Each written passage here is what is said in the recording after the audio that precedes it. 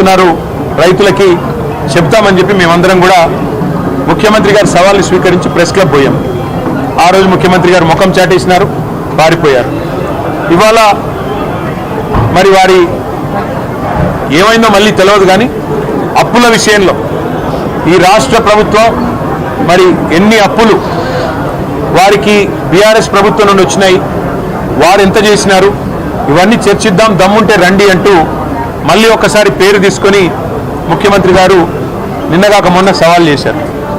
సవాల్ చేస్తే సరే ముఖ్యమంత్రి గారు మేము సిద్ధంగా ఉన్నాం, మీరు ఎక్కడికి రమ్మంటారో చెప్పండి, అసెంబ్లీకి రమ్మంటారా, సెక్రటేరియట్కి రమ్మంటారా, లేదా మీ రాహుల్ గాంధీ గారు 2 లక్షల ఉద్యోగాలు ఇస్తానని చెప్పిన అశోక్ నగర్ చౌరస్తాకి రమ్మంటారా, లేదా మీరు వరంగల్లో రైతు డిక్లరేషన్ పేరిట ఇచ్చిన 34 హామీలు ఇచ్చిన వరంగల్కి రమ్మంటారా, ఎక్కడికి రమ్మంటారో చెప్పండి అంటే ముఖ్యమంత్రి గారు సవాల్ విసిరిన ముఖ్యమంత్రి గారేమో తోకముడిచి పారిపోయారు. ఆయన వైపు నుంచి స్పందన లేదు. మధ్యలో సందట్లో సడేమియా అని మరి మా జూపల్లి కృష్ణారావు గారు మంత్రి గారు ఆయన దూరాడు. ఆయన దూరి నేను వస్తున్నా రేపు పొద్దున 11 గంటలకి తెలంగాణ భవన్కే వస్తున్నా, మీ ఇంటికే వస్తున్నా, మీ ఆఫీస్కే వస్తున్నా అని చాలా పెద్ద పెద్ద ప్రకటనలు నేను చేసినట్టుగా పత్రికల్లో చూశాం. మేమందరం కూడా ఉదయం 10 గంటలకే వచ్చి కూర్చున్నాం. జూపల్లి గారు వస్తే శాలువా కప్పి స్వాగతం పలికి ఆ తర్వాత పత్రికల సమక్షంలో మాట్లాడదాం జూపల్లి గారితో, అన్ని విషయాలు రాష్ట్ర ప్రజలు కూడా చూస్తారు. గౌరవ మంత్రి గారు మరి ముఖ్యమంత్రి గారు పంపితేనే వస్తున్నాడని మేము అనుకున్నాం. మరి ఆయన రాలేదు, ముఖం చాటేసినాడు. ఇప్పుడు ఎక్కడో కూర్చొని మళ్ళీ సేమ్ డైలాగులు, మళ్ళీ చేతగానోడికి మాటలు ఎక్కువ అని, సవాలు స్వీకరించే సత్తా లేదు, ఇచ్చిన మాట నిలబెట్టుకునే తెలివి లేదు, మళ్ళీ ఎక్కడో కూర్చుని పనికిమాలిన డైలాగులు కొడతా ఉన్నారు. మరొక వైపు మా నాయకులు మాజీ ఆర్థిక మంత్రి గౌరవ డిప్యూటీ లీడర్ హరీష్ రావు గారు సంక్షేమ శాఖలో 2000 కోట్ల కుంభకోణం జరిగింది అని చెప్పి ఆరోపణ చేస్తే దాని మీద 3 మంత్రులు మేము వస్తున్నాం గన్ పార్క్కి దమ్ముంటే రండి అన్నారు. హరీష్ రావు గారు బయలుదేరితే మరి వాళ్ళే పోలీసు వాళ్ళకి ఫోన్ చేసి మరి భయపడ్డారేమో. ఎక్కడ హరీష్ రావు గారు, మా నాయకులు, మా శ్రీనివాస్ గౌడ్ గారు, మా ఆర్ఎస్ ప్రవీణ్ కుమార్ గారు ఎక్కడ మళ్ళీ వచ్చి వాస్తవాలు చెప్తే ప్రజల ముందు పరువు పోతుందని ఇక్కడ మా తెలంగాణ భవన్లో బయలుదేరిన మరుక్షణంలోనే పోలీసుల చేత అరెస్టు చేయించి ఇప్పుడు కంచన్బాగ్ పోలీస్ స్టేషన్కి తీసుకొని పోతా ఉన్నారంట. నేను రాష్ట్ర మంత్రులను అడుగుతా ఉన్నా.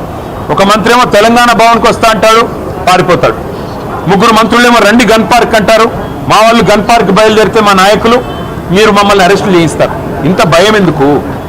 చేతనైతే అసెంబ్లీ పెట్టండి, కావాలంటే ఒకరోజు అసెంబ్లీ ప్రత్యేక సమావేశం పెట్టండి, పెట్టి అప్పులేదు. ఎందుకంటే అక్కడన్నా కనీసం మీకు స్పీకర్ గారు మీకు రక్షణగా ఉంటారు.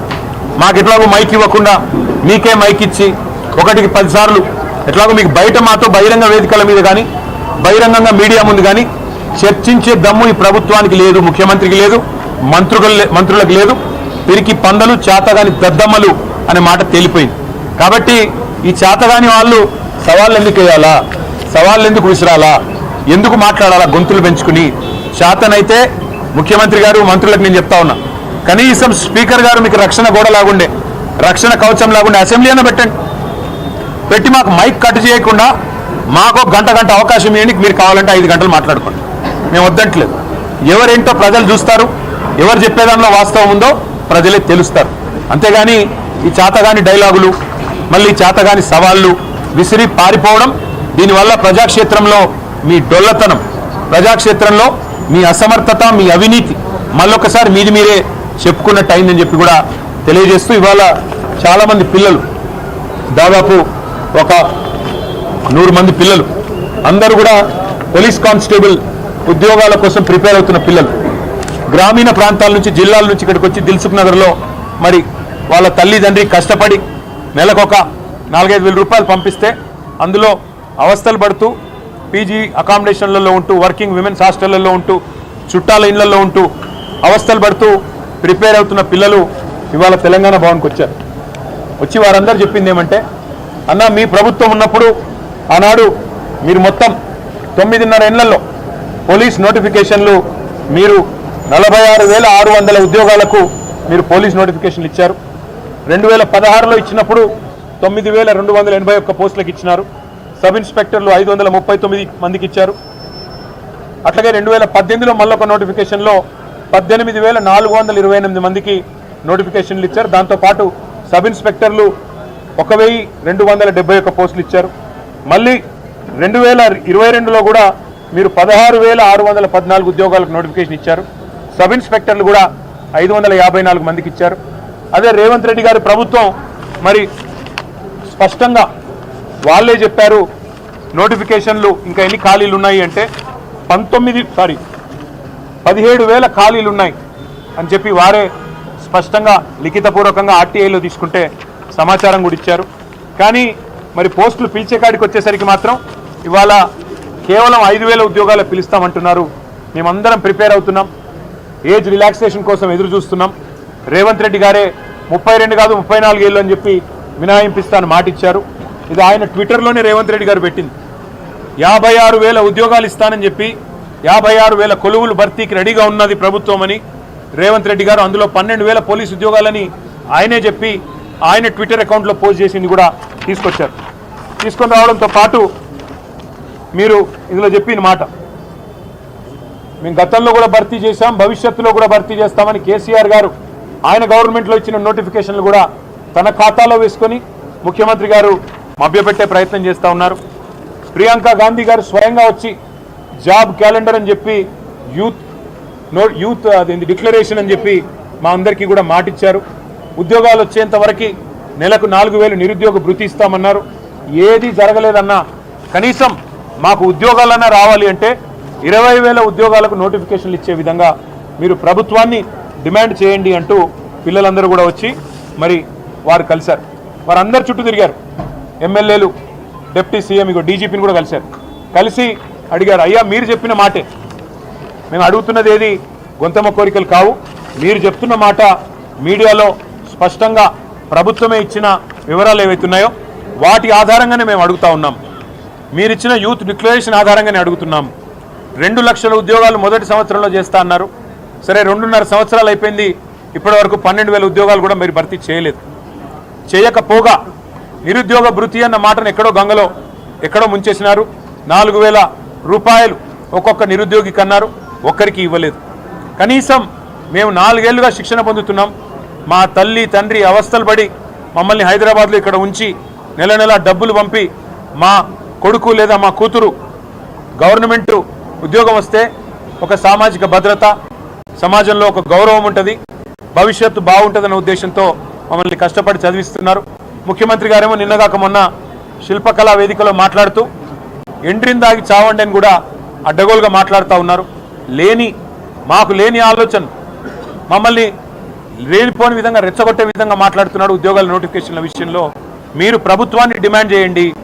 20,000 ఉద్యోగాలు కానిస్టేబుల్ల ఉద్యోగాల భర్తీకి ప్రభుత్వం వెంటనే చర్యలు తీసుకునే విధంగా మీరు మా తరపున పత్రికలతో మాట్లాడండి, పత్రికా ముఖంగా మీరు ప్రభుత్వానికి విజ్ఞప్తి చేయండి, ఉత్తరం రాయండి, అన్ని ఖాళీలు అన్ని వివరాలతో వారికి విజ్ఞప్తి చేయండి, అసెంబ్లీలో కూడా ప్రశ్నించండి అంటూ వాళ్ళందరూ కూడా ఇవాళ మమ్మల్ని కలవడానికి వచ్చారు. వారికి నేను చెప్పింది ఒకటే, కేసీఆర్ గారి ప్రభుత్వం 9.5 సంవత్సరాల్లో 95% మనం స్థానికులకే ఉద్యోగ అవకాశాలు కల్పించే విధంగా భారతదేశంలోని 28 రాష్ట్రాల్లో ఏ రాష్ట్రంలో లేని విధంగా విద్యలో ఉపాధి అవకాశాల్లో ప్రభుత్వ కొలువుల్లో 95% స్థానికులకే రిజర్వేషన్ కల్పించిన ఒకే ఒక్క ప్రభుత్వం కేసీఆర్ గారి ప్రభుత్వం. అట్లాగే 2,32,000 ఉద్యోగాలు మధ్యలో 2 ఏళ్ళు కరోనా వచ్చిన సంవత్సరంన్నర ఈ కొత్త జోనల్ వ్యవస్థ తేవడానికి 95% రిజర్వేషన్లు తేవడానికి ఇబ్బంది కలిగినా ఉన్న మిగతా 6 ఏళ్ల కాలంలో మరి 2,32,000 ఉద్యోగాల భర్తీకి నోటిఫికేషన్లు ఇచ్చింది కేసీఆర్ గారి ప్రభుత్వం. అందులో 1,60,000 ఉద్యోగాలు భర్తీ చేసింది కేసీఆర్ ప్రభుత్వం.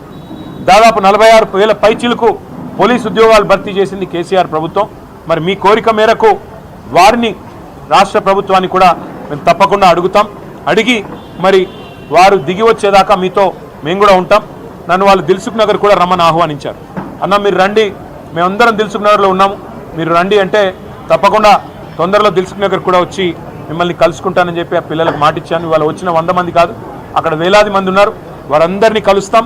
వారందరిలో కూడా ఒక ఆత్మవిశ్వాసాన్ని నింపే ప్రయత్నం, వారందరిలో కూడా ఈ రాష్ట్ర ప్రభుత్వం ఇచ్చిన దొంగ హామీలు, ఈ రాష్ట్ర ప్రభుత్వం చెప్తున్న దొంగ మాటలు, ఇవ్వని ఉద్యోగాలు ఇస్తున్నట్టుగా చేస్తున్న నటనలు, ఇవన్నీ కూడా బయట పెడతాం. ఈ చేతగాని అసమర్థ ప్రభుత్వం దిగిపోయేదాకా వారితో పాటు భుజం భుజం కలిపి ముందుకు నడుస్తామని చెప్పి మీకు తెలియజేస్తూ ఇప్పుడు కొంతమంది పిల్లలు కూడా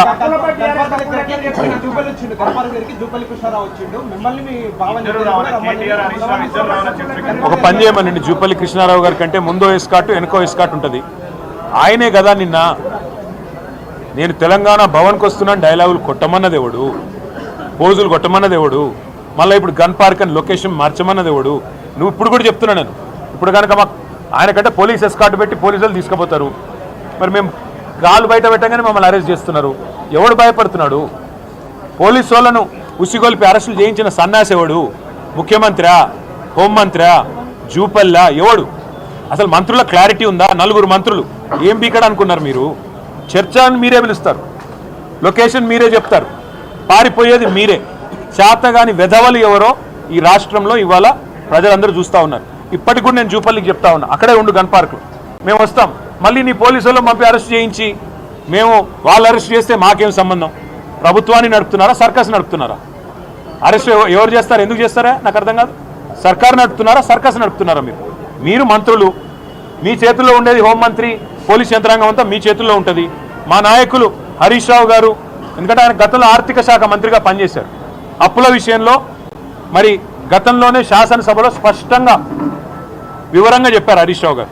మరి అప్పులని జూపల్లి గారు తాతాలాడుతున్నాడు కదా, అందుకే హరీష్ రావు గారు అయితే కరెక్ట్గా ఉంటుందని చెప్పి పార్టీ హరీష్ రావు గారిని మీరు రమ్మన్నారు, అందుకే మేము పంపించాము.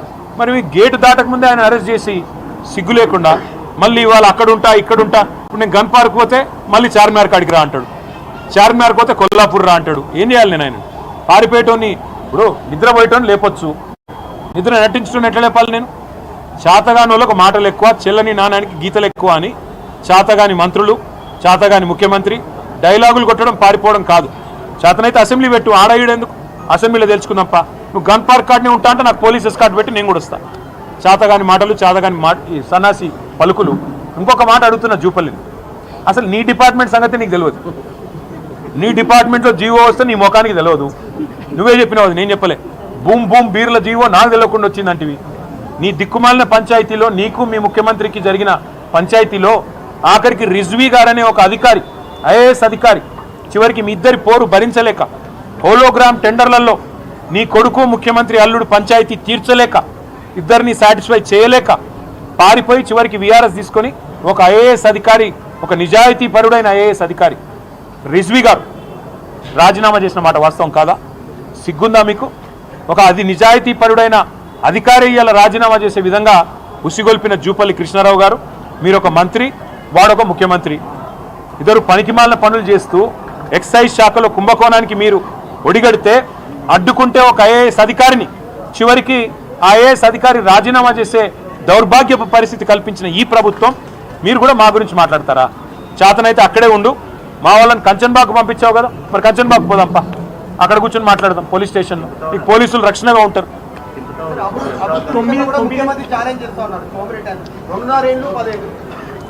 ముఖ్యమంత్రి గారి అభివృద్ధి అంటే ఆయన ఆస్తులు, అనుముల బ్రదర్స్ అదానీని దాటిపోయే విధంగా సంపాదిస్తున్న తీరు, 1 కోటి ఎకరాలు నిషేధిత జాబితాలో పెట్టి 30% ఒక్కొక్క డీల్లో సంపాదిస్తున్న పద్ధతి, ఆ అభివృద్ధి గురించి అయితే ముఖ్యమంత్రి గారు బాగా చేస్తున్నారు. రాష్ట్ర అభివృద్ధి అంటే ఇవాళ రేవంత్ రెడ్డి గారిని ఎక్కడికైనా పోలీసు రక్షణ లేకుండా ఈ రాష్ట్రంలో ఆయన ఎక్కడికైనా రమ్మనండి. అశోక్ నగర్కి వస్తాడా, దిల్సుఖ్ నగర్కి వస్తాడా, పోనీ గాంధీ భవన్కి వస్తాడా, ఎక్కడికి వస్తాడా అడగండి, మేము కూడా వస్తాం. ఎంతసేపు చేతగాని వాడు, ఎంతసేపు అసమర్థుడు జీవనయాత్రలాగా తన అసమర్థత కప్పిపుచ్చుకోవడానికి 9.5 ఏళ్ళు, అంతకుముందు 55 ఏళ్ళు గుడ్డి గుర్రాల పనులు తోమినరా? కాంగ్రెసే కదా ఈ రాష్ట్రంలో ఉన్నది. ఎవడున్నాడు అంతకంటే ముందు? నువ్వే కదా చెప్పినావు రేవంత్. గతంలో మీ నాన్నగారు చనిపోతే కరెంట్ ఇవ్వలేని పరిస్థితిలో ఉన్న కాంగ్రెస్ ప్రభుత్వం వల్ల బావి కాడికి పోతే స్నానం చేసే నీళ్లు లేవు, చివరికి అక్కడ నెత్తి మీద నీళ్లు తలుకొని పోయినా అని చెప్పి తెలుగుదేశం శాసనసభ్యుడిగా ఉన్నప్పుడు ఇదే రేవంత్ రెడ్డి గారు అసెంబ్లీలో కాంగ్రెస్ ప్రభుత్వం మీద దుమ్మెత్తి పోసిండు. ఇలా అదే రేవంత్ రెడ్డి గారు కాంగ్రెస్ అంటేనే కరెంటు, కాంగ్రెస్ అంటేనే ఉచిత విద్యుత్తు అని డైలాగులు కొడితే నేను నిన్ననే చెప్పిన, ఆ జులై సినిమాలో బ్రహ్మానందం లాగా రేవంత్ రెడ్డికి తొందరగా దొరికిపోతాడు. ఏది చెప్పినా ఆ గతంలో ఆయన మాటలే ఉంటాయి, మనం కొత్తగా చెప్పేది కూడా ఏం లేదు. వెంటనే 5 సెకండ్లు దొరికిపోతాడు, అదే ఆయన స్పెషాలిటీ. 9.5 ఏళ్లలో టీఆర్ఎస్ ప్రభుత్వ హయాంలో కేవలం 2,80,000 కోట్లు అప్పు చేశారని మీరు చాలా సందర్భాల్లో నేను చెప్పడం కాదు తమ్ముడు, కేంద్ర ప్రభుత్వం చెప్పింది, రిజర్వ్ బ్యాంక్ చెప్తున్నది, కాగ్ చెప్తుంది. నేను అనేది ఏమంటే కాగ్ చెప్పింది నమ్ముదామా, కాంగ్రెస్ వల్ల కాకి లెక్కలు నమ్ముదామా? కాగ్ లెక్కలు బెటరా, కాకి లెక్కలు బెటరా? కాబట్టి అబద్ధాలు చెప్తే కూడా కనీసం వాళ్ళకన్నా లింక్ ఉండాలి కదా.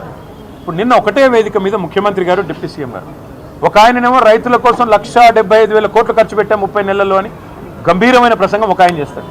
ఆయన డిప్యూటీ నెంబర్ 2 1,56,000 కోట్లను అదే వేదిక మీద 5 నిమిషాల తేడాలో చెప్తాడు. ఎవరిని నమ్మాలా? అంటే వాళ్ళకే అబద్ధాల విషయంలో కూడా పొంతం లేదు. ముందు వాళ్ళు సింక్ అయితే మంచిది.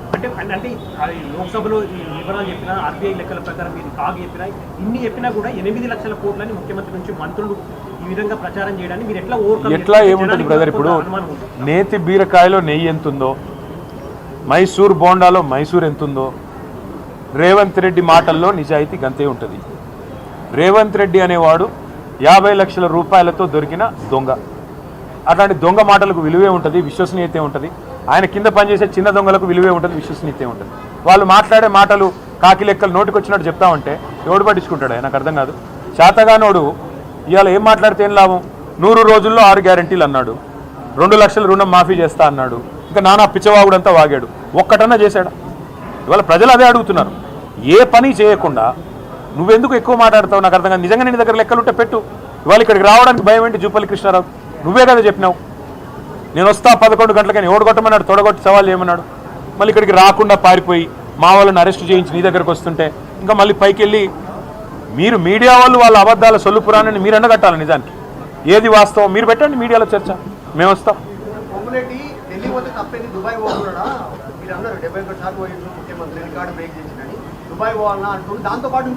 72 సార్లు పోవడం అంటే నేను అన్నది ఎందుకు? ఢిల్లీ పోతే నాకు ఎవడు ఇజ్జత్ ఇస్తలేడు అని నువ్వే అంటున్నావు. మరి ఎవడు పిలుస్తుండే నిన్నాడ? 72 సార్లు పోయి నువ్వు పీకింది ఏంది? 72 పైసలు తెచ్చినావా అని నేను అడిగిన. నువ్వు దుబాయ్ పోతావా, లండన్ పోతావా, హార్వర్డ్ బిజినెస్ స్కూల్ పోతావా, ఎడపోతే నాకెందుకు? కానీ పొంగులేటు చేయాల్సిన పని ఏంటంటే అసలు నీ డిపార్ట్మెంట్లో 1 కోటి ఎకరాల నిషేధిత జాబితాలు ఎందుకు పెట్టినావు? నీ కొడుకు వట్టినాగులపల్లిలో నీ కొడుకు ఇవాళ కంపెనీల మీద పడి భూములు ఎందుకు లాక్కుంటున్నాడు? ఆయన మీద కేసులు పెట్టిన అధికారులు ఎందుకు ట్రాన్స్ఫర్ అవుతున్నారు తెల్లారికల్లా? అది చెప్పు. 20 లక్షల ఇల్లు కడితేనే ఓట్లు అడుగుతా అన్నావు కదా, ఇందిరమ్మ ఇల్లు. 20 లక్షల మంది గృహప్రవేశాలు చేయించే ఓట్లు అడుగుతా అన్నావు కదా. చేతనైతే అది నిలబెట్టుకో. తెల్లారు లేస్తే రోజు సొల్లెందుకు? ఏ చర్చ? ఏ చర్చ? ఏ చర్చ? చెప్తున్నాను కదా, మేము హైదరాబాద్లో 1,00,000 ఇల్లు కట్టాం, డబల్ బెడ్రూమ్ ఇల్లు మేము 1,00,000 ఇల్లు కట్టాం. పొంగులేటి శ్రీనివాసరెడ్డి 1,01 ఇల్లు కడితే, ఈరోజు చెప్తా ఉన్నా, 101 ఇల్లు హైదరాబాద్లో కనుక పొంగులేటి శ్రీనివాసరెడ్డి కడితే దేనికంటే దానికి నేను సిద్ధం. రెండవది, 20 లక్షల ఇల్లు కట్టినాకనే ఓట్లు అడుగుతాను పొంగులేటి శ్రీనివాసరెడ్డి చెప్పాడు. కావాలంటే మీడియా మీకు మీ అందరికి కూడా వీడియో నేను పంపిస్తా. ఆయన మరి సవాల్కి సిద్ధంగా ఉన్నాడు, చెప్పమని. ఎట్లా చూస్తాం? చాతగానోళ్లకు మాటలు ఎక్కువ, చెల్లని రూపాయికి గీతలు ఎక్కువ. ఈ ముఖ్యమంత్రికి మంత్రులకు బిల్డప్ ఎక్కువ తప్ప పని చేయడం చేత కాదు. ఈ రోజు కూడా, ఈ నిమిషానికి కూడా ఇప్పుడు కంచన్ బాగ్ పోదామంటే పోదాం. మేము ఇక్కడి నుంచి బయలుదేరితే మమ్మల్ని అరెస్ట్ చేస్తారు. మా నాయకులు హరీష్ రావు గారు, శ్రీనివాస్ గౌడ్ గారు, మా ఆర్ఎస్ ప్రవీణ్ కుమార్ గారు, మాజీ ఎమ్మెల్యేలు అందరినీ అరెస్ట్ చేసి తీసుకొని పోయారు. మీకు ఏ భయము లేకపోతే, మీ వాదనలో నిజాయితీ ఉంటే, మీ దగ్గర వాస్తవాలు ఉంటే, మీరు ఏ కుంభకోణాలు చేయకపోతే అరెస్ట్ చేయాల్సిన అవసరమే ఉంది. ఎందుకు భయపడుతున్నారు? గన్ పార్క్ కాడికి వస్తాను మీరే అన్నారు, మేము గన్ పార్క్ కాడికే బయలుదేరుతుంది. మొదలు ప్రెస్ క్లబ్ అంటిమి, కాదు మీరు గన్ పార్క్ అన్నారు, గౌరవ మంత్రులు కదా అని ఆడికే బయలుదేరినాము. మళ్ళీ అక్కడికి పోతా అంటే అరెస్టు. ఇప్పుడు కూడా జూపల్లి కృష్ణారావు గారు ఇక్కడికి వస్తానని చెప్పి 11 o'clock అన్నారు, ఇప్పుడు 12:30 అవుతుంది. మేము ఇంకా ఇక్కడ ఎదురు చూస్తూనే ఉన్నాం. షాల్వా రెడీగా ఉంది, మంత్రి గారి కుర్చీ కూడా రెడీగా ఉంది, మైకులు రెడీగా ఉన్నాయి, కెమెరాలు కూడా రెడీగా ఉన్నాయి.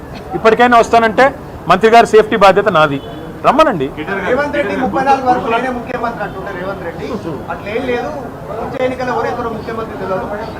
వచ్చే ఎన్నికల్లో ముఖ్యమంత్రి కేసీఆర్ గారు అవుతారు, రాసి పెట్టుకోండి.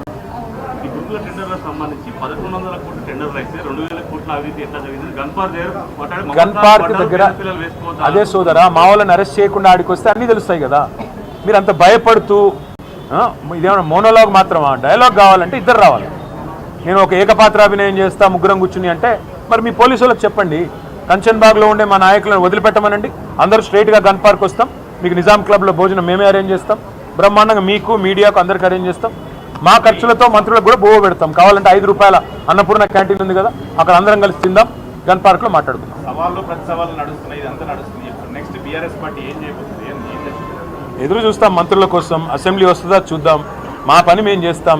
ప్రజా పాలన అంటున్నారు కదా, ఈ ప్రజాపాలనలో జరుగుతున్న అవినీతి, ఈ ప్రజాపాలనలో మీరు చేస్తున్న వింత వింత కార్యక్రమాలు, మీరు చేస్తున్న విడ్డూరమైన పనులు, మీ అన్నదమ్ముళ్ళు రేవంత్ రెడ్డి గారి అన్నదమ్ముళ్ళు, రేవంత్ రెడ్డి గారి అనుయాయులు చేస్తున్న దోపిడీ, ఇట్లా ఒక్కొక్క వర్గాన్ని వంచిస్తున్న తీరు. ఇవాళ పిల్లల్ని మోసం చేసి 2 లక్షల ఉద్యోగాలని చెప్పి, సంవత్సరంలో 2 లక్షల ఉద్యోగాలు ఇస్తామని చెప్పి పిల్లలందరినీ మోసం చేశారు. 19,000 ఉద్యోగాలు ఖాళీగా ఉంటే ఇవాళ 5,000 ఉద్యోగాలని చెప్పి రేవంత్ రెడ్డి గారు చెప్తా ఉన్నారు. ఇంతవరకు అది కూడా నోటిఫికేషన్ ఇవ్వలేదు. అందుకే నేను అనేది, ఒక్కొక్క వర్గాన్ని కలుస్తాం, కాంగ్రెస్ వాళ్ళకు చేసిన మోసాన్ని వివరిస్తాం. రైతు సంగ్రామ సదస్సు ఎట్లా అయితే రైతు డిక్లరేషన్ జరిగిన వరంగల్లో పెట్టామో, అట్లాగే యువజన డిక్లరేషన్, ఎస్సీ ఎస్టీ డిక్లరేషన్, అట్లాగే బీసీ డిక్లరేషన్, మైనారిటీ డిక్లరేషన్, అట్లాగే విద్యార్థి డిక్లరేషన్, ఇవన్నిటికి సంబంధించి కార్యక్రమాలు తీసుకుంటాం. ఆయా వర్గాలకు కాంగ్రెస్ చేసిన మోసాన్ని తప్పకుండా వివరిస్తాం, అందరినీ చైతన్యవంతులు చేస్తాం. ఇప్పుడు పిల్లలు మాట్లాడతారు, దయచేసి వాళ్ళ వర్షన్ వినండి అని చెప్పి నా ప్రార్థన. అడ్డగోలుగా మా జీవితాలతో ఆడుకుంటున్న కాంగ్రెస్ ప్రభుత్వానికి మరియు రేవంత్ రెడ్డి గారికి ఈరోజు నేను ఒకటే చెప్దాం అనుకుంటున్నాను. మేము గత ప్రభుత్వంలో